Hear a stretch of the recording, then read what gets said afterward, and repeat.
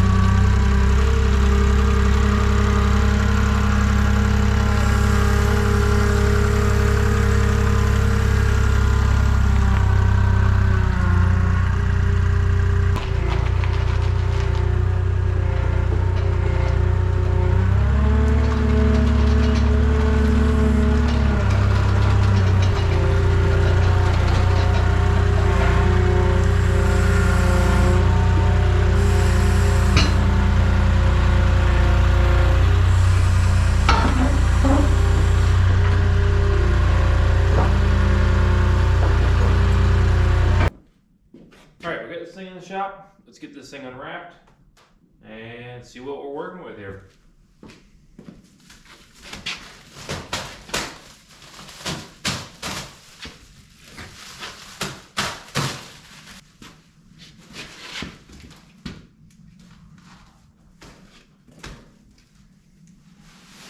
That's pretty tough.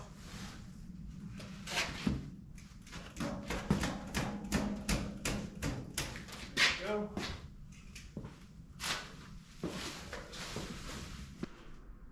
All right, well, here's kind of the first look overview of it. It was wrapped up pretty good there with felt and plastic wrap.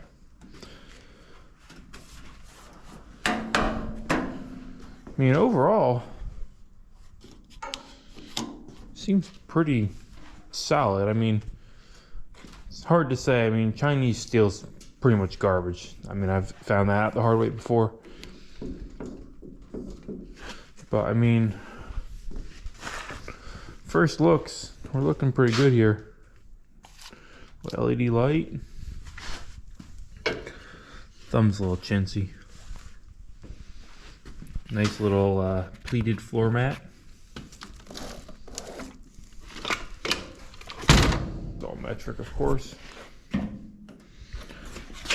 It's hydraulic oil. Can't really tell there's anything in there, actually. Don't think there is. Controls seem pretty... They seem pretty decent. Travel controls. Blade. Assuming that's auxiliaries. Throttle. Key. Lights. Little hour meter. It's got 1/10 of an hour on there.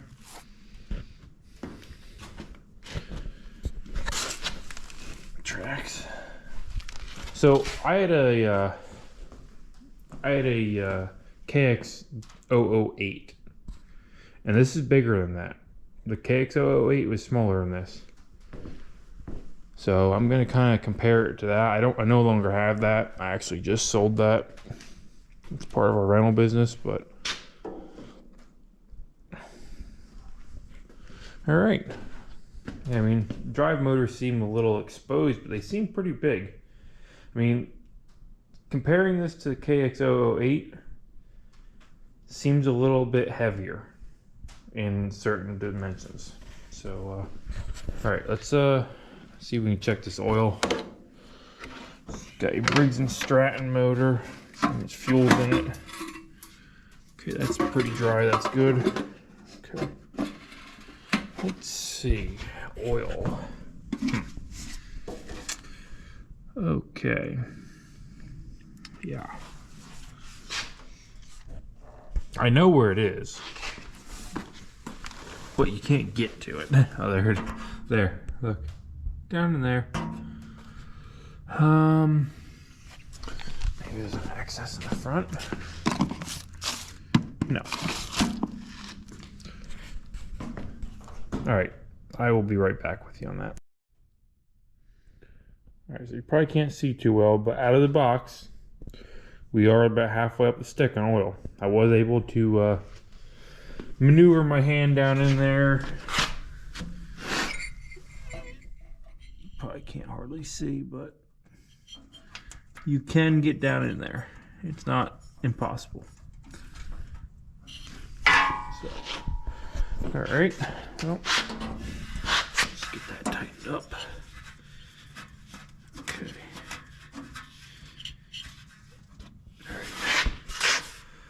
All right. Single cylinder, Briggs & Stratton. I can't really see a whole lot through these side panels. You know, I will say, I mean, that's thick. That's solid steel. That there's tin. But this here, that's solid. It's not like a rolled piece of metal. Like, I mean, the Kubota I had it. That was all cast. Like, okay, there is oil in there.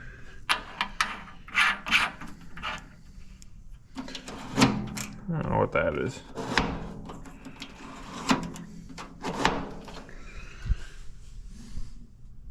It's a kill cable. I have no idea what that does. Oh, it's their choke. Not a very good choke symbol. Okay, so let's put this down. Is our battery cut off? Key on. Does the light work? Okay, the light does work. Do we have crank? Okay, it cranks. All right, let's get some fuel.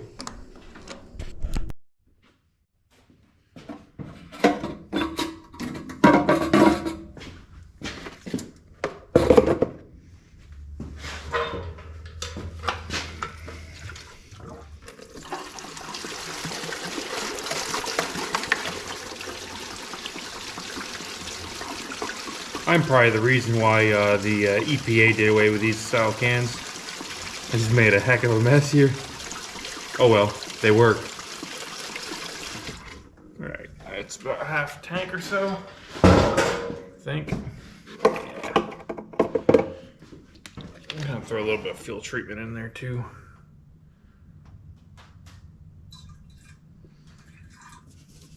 I use Startron. I don't know. I think they all work. I like the blue bottle. So before we go and start this thing, I actually worked this around. I guess I should explain why I bought it. Well, it was cheap. It was like really cheap.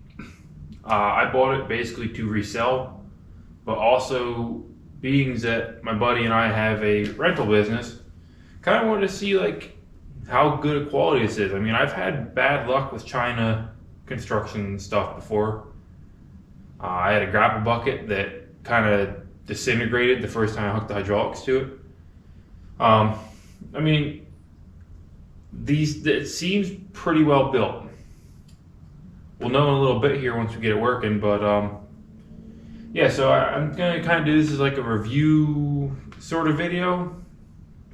So in case like any of you guys that watch want to pick one of these up for, I don't know as though I'd want to put it into a rental fleet or like use it every day. I'm not expecting that, but you know, if I didn't have an excavation business and needed something for around the house, I'd definitely consider this. I mean, you can get into this machine for 10 grand or under, depending on shipping and everything. Yeah, another thing is mean, I'm trying to get into becoming a dealer for some equipment. I mean, obviously, I don't want to be a dealer for something I don't stand behind. So with this thing's like a total pile, I don't really want to sell them to other people because that's just not right. But if it's half decent, I mean, I'd gladly try to pick up a couple more of them, and I'm sure they'd sell. Around here, a lot of people like to do stuff themselves. So, all right, well, that's enough of me rambling on. I just wanted to give you a little bit of a insight of why I have this when I have.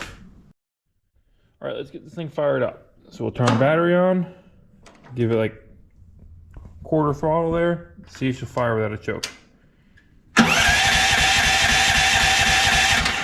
Okay, we'll throw the choke on.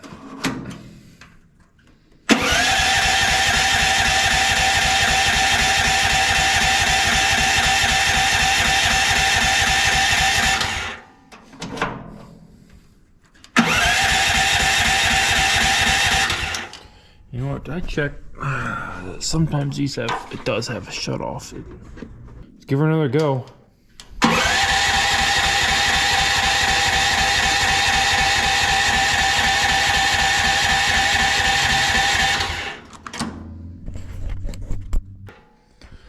Alright, maybe we'll give her a little shot of ether. Give it a kick.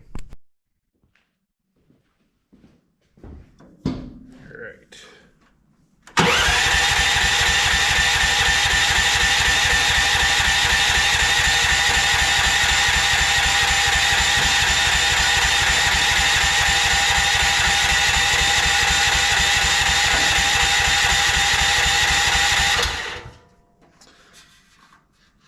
I'd like to think it should start after that, but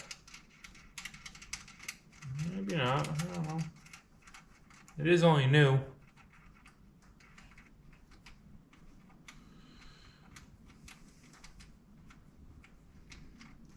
Try direct injecting ether. Okay.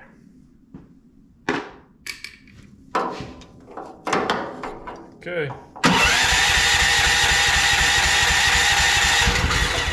Okay, there we go.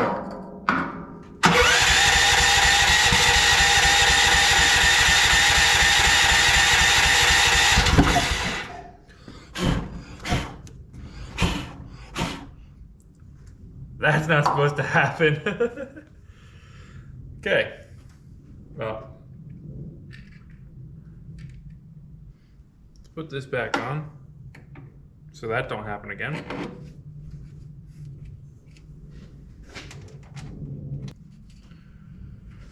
All right.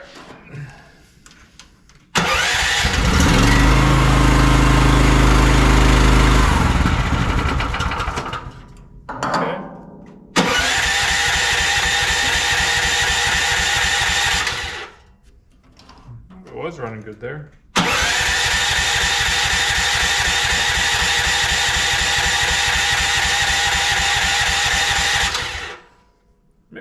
Maybe it's not getting fuel. Maybe the fuel shut off needs to go the other way. No.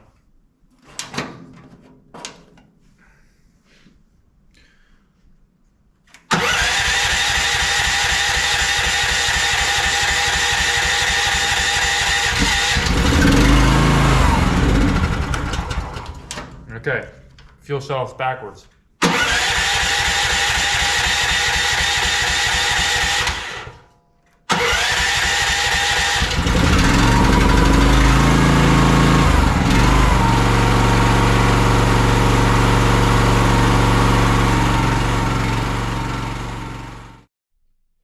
One thing I forgot to show you guys is come with this little toolbox. I have no idea what's in here, but let's open it up. Oh. I don't know what that is. Can any of you guys read that? Feels like grease. Interesting. Well, that's a filter. You have to let all the stuff dry out. And oh, look, a little grease gun. Huh. kind of cool. Yeah, there's the rest of the grease gun.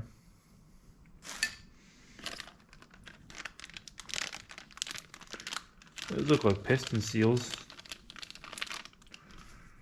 Not sure why you need them, but like cylinder seals. Pliers. Some extra grease zerks. Extra clip. I'm not gonna lie, this little toolbox is pretty cool.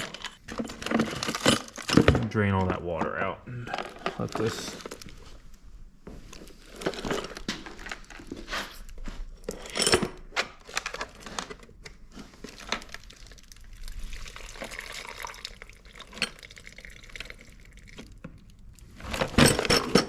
Yeah, we'll put this right here.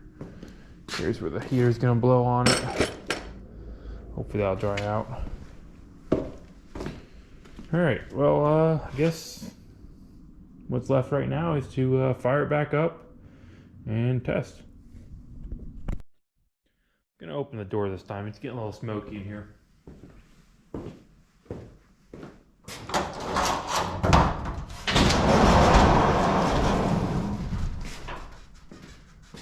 Alright, let's give this a little beast a go.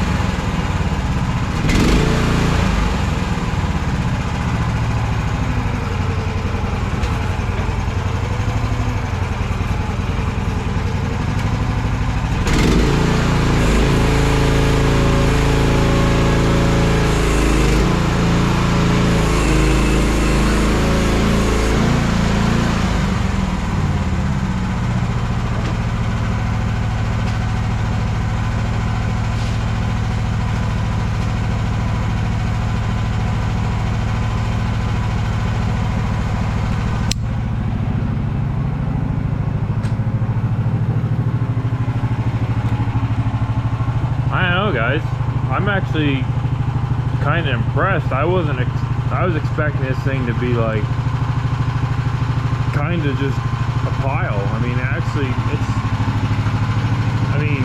it's a gas motor, so I mean that kind of discredits it for me a little bit, but it runs, it works, it's pretty smooth, it seems like it's got power, and I I think this would be a great little machine if you need it for around your property. I mean, or even if you were like a plumber or something, you just needed something to dig trenches now and then. Probably wouldn't be a bad unit.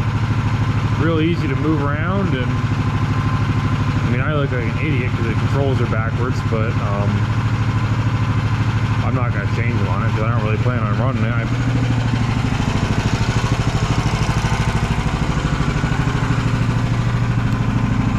I mean, everything's all labeled out there for you. It looks like the hour meter does work.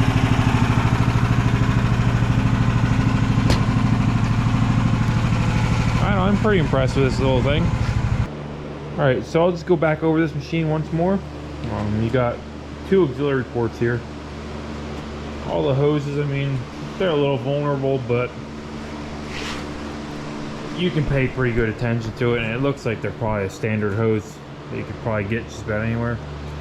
The one thing that would suck though, it looks like they're one hose and they run all the way back to the valve bank. So that could be a little bit annoying to change if one of them breaks. The thumb is adjustable, and honestly it probably wouldn't be too hard to just get a small hydraulic cylinder, and that's probably what I'd end up doing if I was going to keep this, just because the fact that this is going to get kind of annoying being here. But yeah, so you would take this bolt out here, fold that up, and this one will go in there to make your thumb go away. All the little grease zerks have dust caps on them, but they're not going to last that long. Looks like our ROPS is already pre-bent. I didn't notice that till now. I don't think it's really worth a whole lot anyway as far as rollover protection goes. Yeah, I don't know. It does have a seatbelt on it, which so it's a fine line. Like, this isn't, I wouldn't consider this a roll bar. I don't think this would save you in a rollover.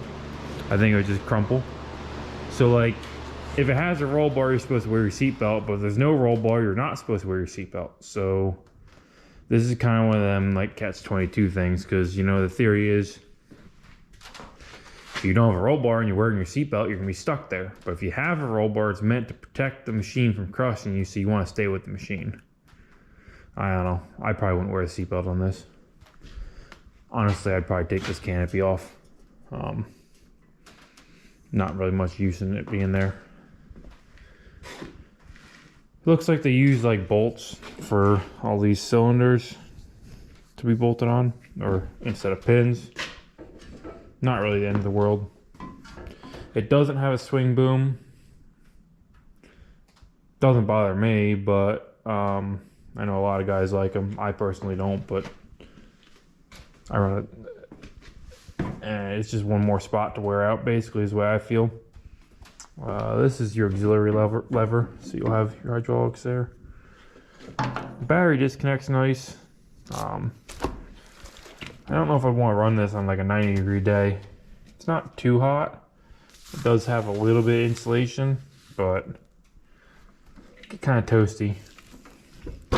I mean, the Kubota I had, that was the same setup. The motor's underneath of it, underneath the seat, and it never really got too hot. Yeah, I mean, it's real simple, real straightforward. I would definitely, at this point, I would recommend this to a homeowner or a small landscaper or something of that matter. I don't really have anything work to do with it. I mean, I can go pick some logs up and stuff with it, but I'm gonna look kind of dumb trying to run it because it's running on cat controls and I run deer, so might be a little goofy, but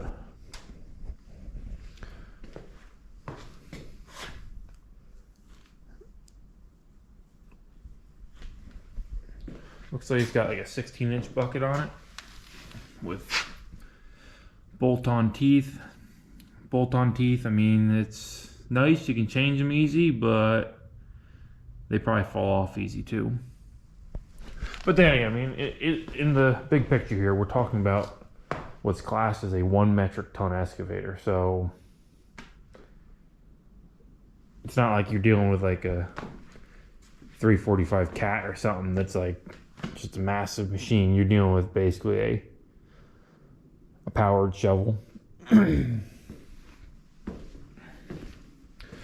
fact these drive motors are so exposed, it does worry me a little bit, but at the same point, they're all cast housings and the hoses are above, so I don't think you'd have a problem with that.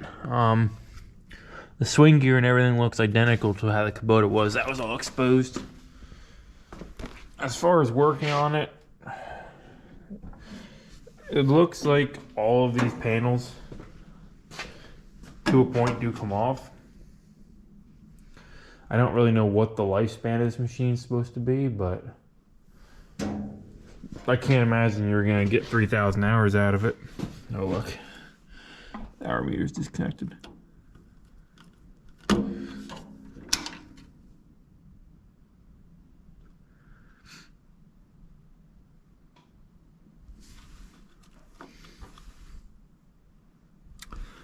Guess the hour meter only works when it's running. It's a good thing. I do like the fact that it's got a Briggs & Stratton motor, because you can get parts for these. Some people don't like Briggs & Stratton, you know, it's what it is.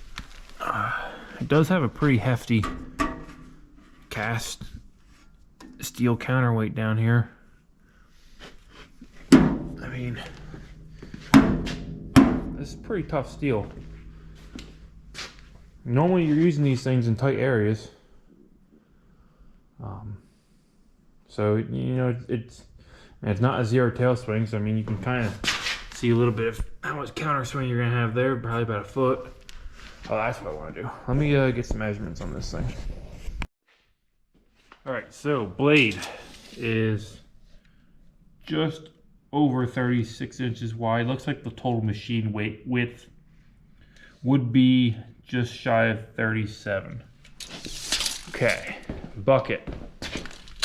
The bucket is 14 inches. If you count your side cutters, it's going to cut a 16-inch trench. The height with the canopy. Let's see. We are at 88 inches.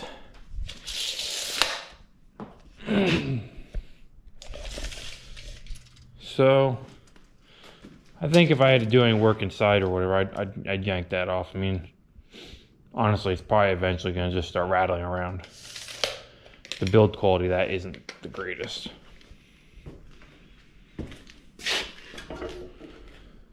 I don't know what the dig depth is on this. Probably say somewhere around 6 feet.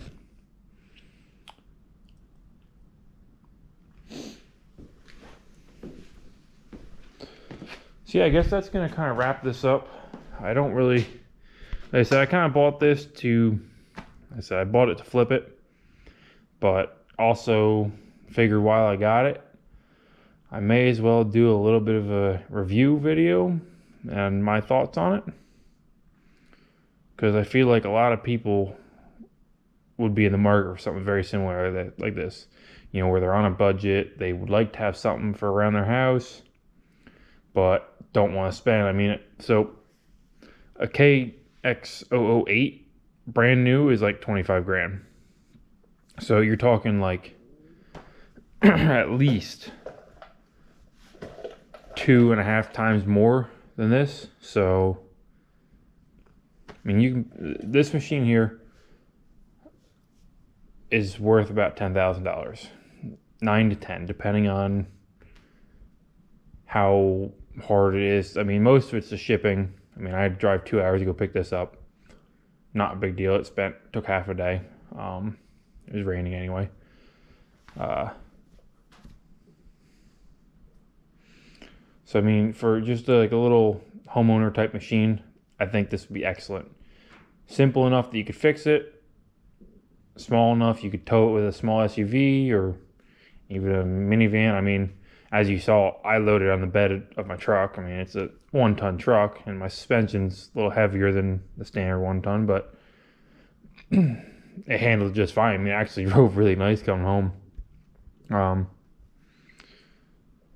So yeah, I mean, I think it's a good machine. If I get a chance, I will take it out and move some logs around with it, see if I can figure out how much it'll lift. Just right now, I kind of just, I don't want to use it too much. I want to keep it kind of in new condition because I'm trying to sell it as a new machine. So, but yeah, these are my thoughts on the machine. If you guys have any questions or comments or whatever, feel free to reach out. I will do my best to answer anything I can on it. But first impressions, it seems like a pretty solid unit. I wouldn't hesitate to buy one if I was in the position of needing one. All right, well, thanks for watching, and we'll catch you on the next one.